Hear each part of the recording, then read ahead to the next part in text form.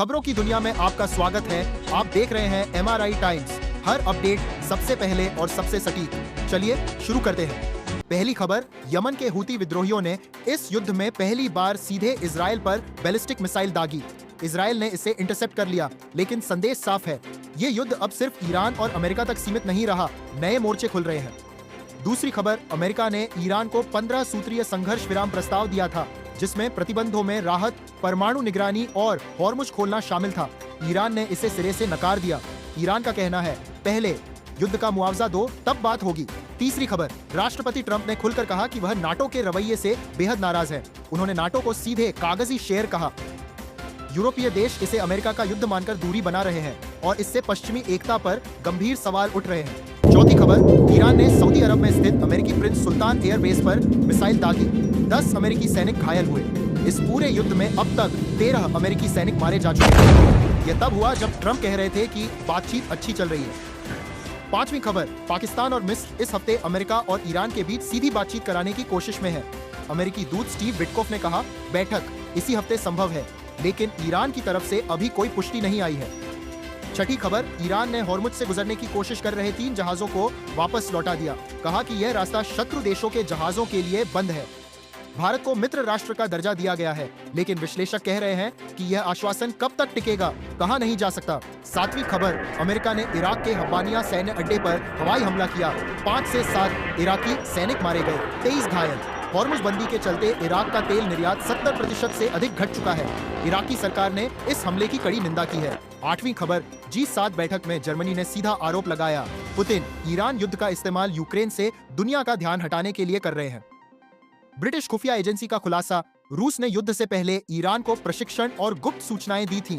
9वीं खबर, एक अमेरिकी मीडिया रिपोर्ट में दावा किया गया कि मोदी ट्रंप फोन कॉल में इलन मस्क भी मौजूद थे। भारतीय विदेश मंत्रालय ने इस खबर को पूरी तरह गलत बताया।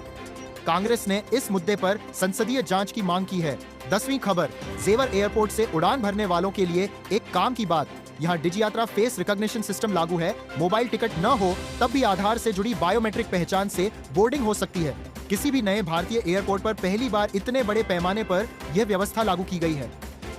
11वीं खबर, भारतीय पायलट संगठन ने DGCA को पत्र लिखा है। पश्चिम एशिया के युद्धग्रस्त क्षेत्रों के ऊपर से उड़ानें तत्काल बंद करने की मांग की है।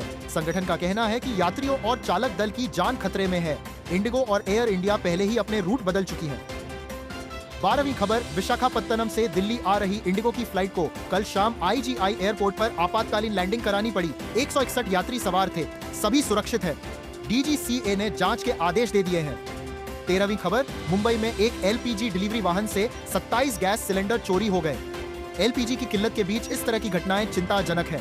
पुलिस ने जांच शुरू कर दी है और डिलीवरी नेटवर्क में सुरक्षा बढ़ाने के निर्देश दिए गए हैं।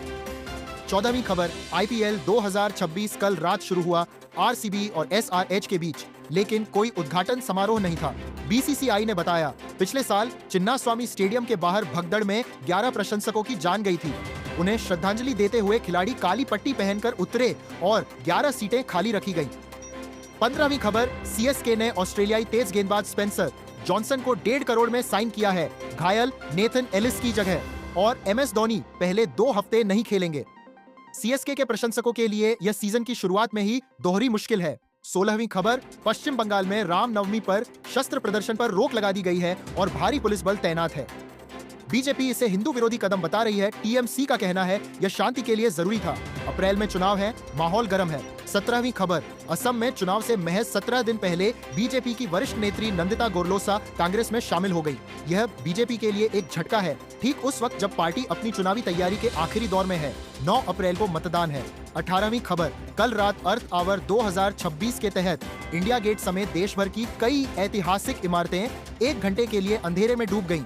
यह इस पहल की 20वीं वर्षगांठ है। दुनिया भर के 190 से अधिक देशों ने इसमें हिस्सा लिया। 19वीं खबर, श्रीनगर का ऐतिहासिक रघुनाथ मंदिर 36 साल बाद आज फिर खुला। 1989 से 90 में कश्मीरी पंडितों के पलायन के बाद से यह बंद था। यह कश्मीर की सांस्कृतिक वापसी का एक बेहद भावुक और महत्वपूर्ण क्षण है।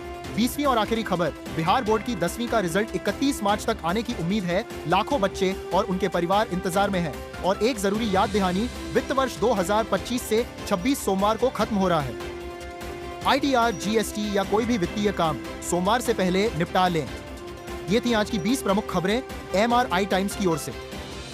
हमें खुशी है कि आप हमारे साथ हैं। चैनल को लाइक और सब्सक्राइब जरूर करें। कल फिर मिलेंगे। जय हिंद।